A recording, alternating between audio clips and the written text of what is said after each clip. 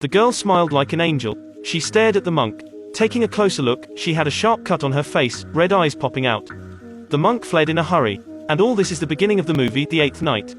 It was said that 2,500 years ago, there was a monster who brought disaster to mankind, preparing to open the door of hell connecting with the world. At this time, Buddha appeared next to evil spirits, depriving the monster of its source of power, its red and black eyes. Buddha sealed the two eyes, putting them into two relic boxes respectively. One was in the endless desert in the west. The other was on the cliff in the east. Buddha predicted 2,500 years later, the red eye within 7 nights would step on 7 human stepping stones. On the night of the 8th day, it would find the black eye and destroy the world. Humans must never let these two eyes meet. The way to keep them from meeting each other was simple but rough.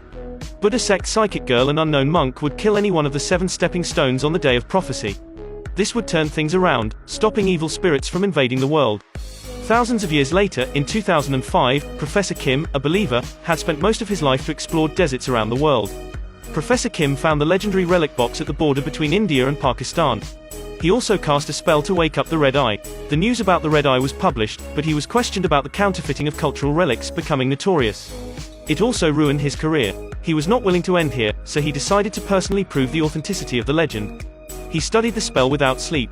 Finally, 14 years later, he waited for the scarlet moon. That night, he recited the spell, dropping his blood into the relic box. The seal of the red eye was untied. From then on, it began its killing journey. The woman was in a hotel, getting ready to welcome her man. Suddenly, a hunter without pupils broke in. He was the second person to be possessed by the red eyes. The woman would be the next one. She went to the tunnel and found the fourth man. A man saw the woman in a mess. He couldn't help but come forward to check on her. Taking a closer look, it turned out to be the one he took meditation with.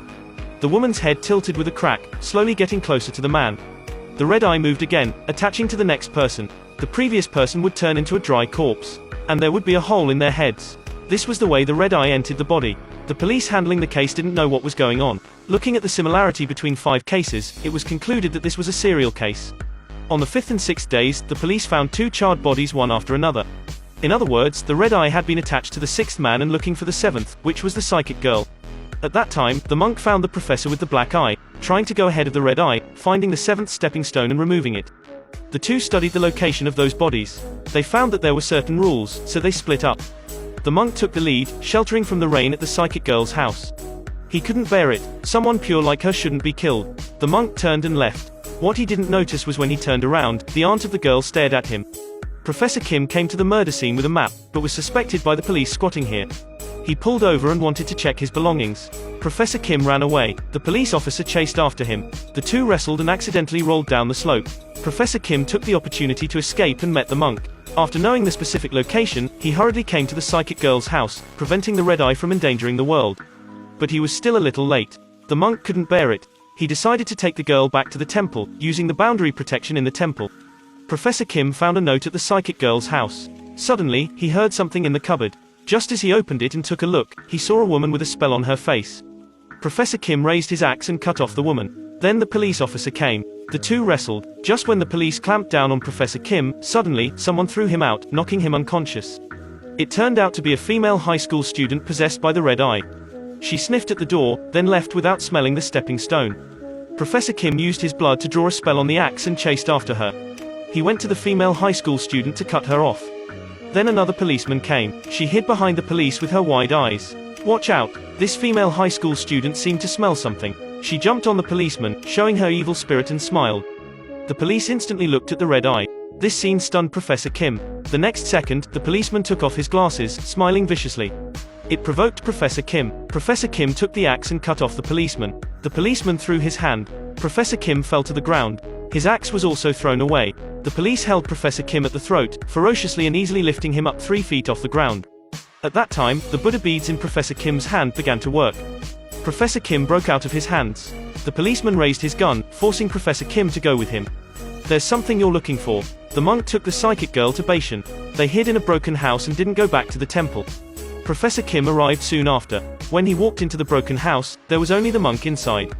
The monk was also confused. The psychic girl disappeared out of thin air. The sheriff found the psychic girl.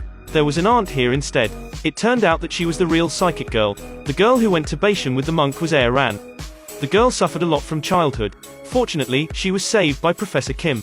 But Professor Kim had another purpose. He used the girl as a sacrifice. Aaron finally left him. That day, the policeman, possessed, asked the psychic woman for an amulet. The psychic woman found that his 8 characters matched her, so she used his blood to make an amulet, telling the policeman, possessed, to act as a stepping stone. The psychic woman called the sheriff, but he had gone to the North Mountain. The monk and Professor Kim were casting spells.